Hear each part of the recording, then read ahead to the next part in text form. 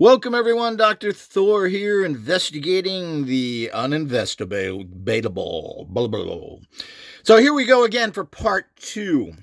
What exactly is in this Q-Link? And this is one of their older models, because this seems to have been they seem to change this a lot. There was a little substance in it before. Now, you do have this actual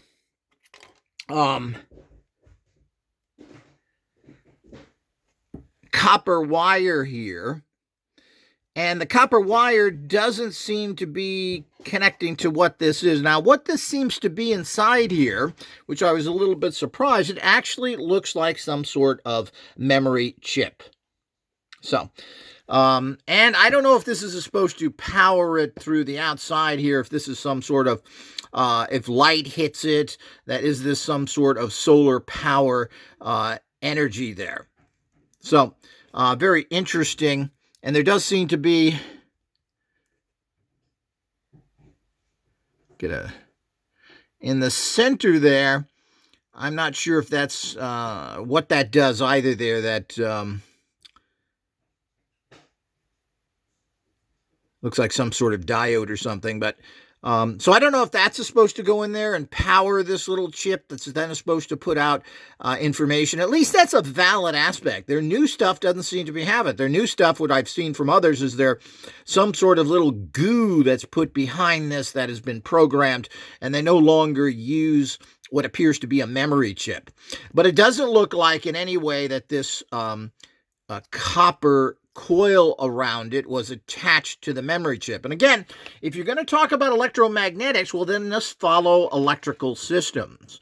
I don't believe in electromagnetics, at least not in for higher energies like radionics. But it doesn't work like that. But, you know, there are two sides of the aisle, so to speak, on the fact that you have people that have Rife-type machines, Hertzian things. Well, this is electromagnetic, and of course there is a place for that. But there is also regular science involved with that as well. If you're going to make something electromagnetic, you should be using coppers, precious metals, get away from toxins. Now we're getting into a programmed chip again. And now, as I've documented many times, programmed chips, unless you're doing something very special, don't work well. Generally, anything that is digitalized has a problem unless you're doing it in some advanced ways, which I have figured out how to do. But even that, it has to be combined with things that are more of a subtle energy physics nature. So that's what this is. Basically, this is a chip. I'm surprised. I thought initially it was just maybe some sort of sticker, but this is actually what it looks like, some sort of memory chip that has been put on there. It is fairly thick, and of course, you have your standard, you can see it here a little bit.